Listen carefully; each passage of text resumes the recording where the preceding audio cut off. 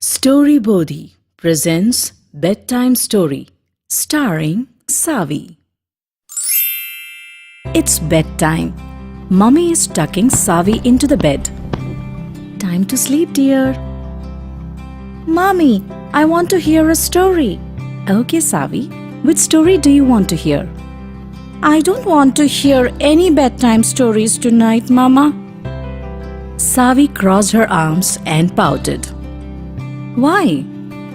I don't like bedtime stories anymore. Have you heard of any little girl not liking bedtime stories? That's just silly.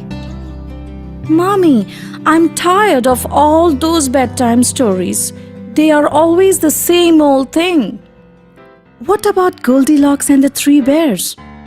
Boring. What about the chocolate castle with the princess trapped in a chocolate fountain? Oh, I have heard all these stories 100 times, Mommy. What about a story with monsters? How about goblins or ghosts?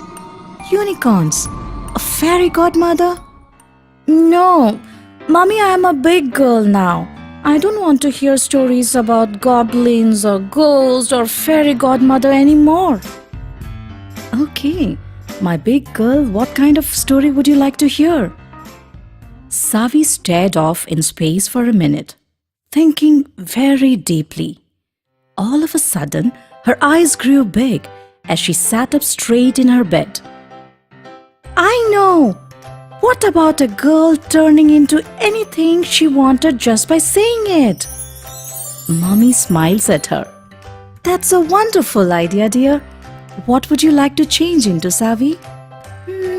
What about a star, Mommy?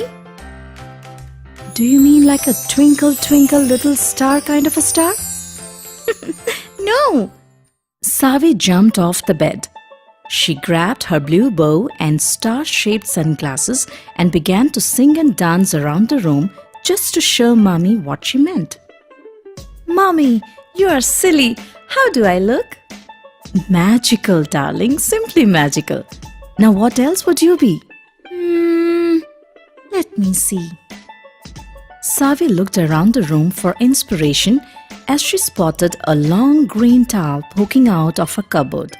She threw her bow and sunglasses on the floor, picked up the green towel, and clinched it around her waist.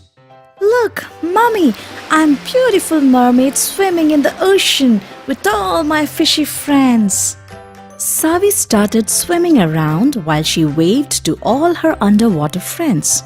Mommy laughed as she watched her Saavi rolling around the bedroom floor. You look absolutely pretty. What else could you be? Saavi took the green towel off and sat on for just a moment before she hopped up and tied a red bandana around her face and held up her fingers like they were old-fashioned 6-shooters. Now, I'm a mean, ugly dacoit from the jungle, and I'm the leader of no good bad guys. We are just going to rob a bank and the goodies before the police catches us. She disappeared into her cupboard, and when she came out, she was wearing a bandana around her face and carrying a plastic sword. I'm looking for my buried treasure. Arr! Keep looking. The treasure is sure to be mine. Saavi crept back to her bed and poked around with her sword. Oh, X marks the spot. I found me gold. Oh, what a wonderful decoy you are, Saavi. You have found your treasure. Mommy watched as Saavi took her coins and hid it in a pair of shoes this time. Saavi walked back to the center of the room as she took off her red bandana. She sat down on the rug in the middle of her room and began to move her arms back and forth. What are you doing now, dear? I'm rowing across the river. Why are you rowing across the river?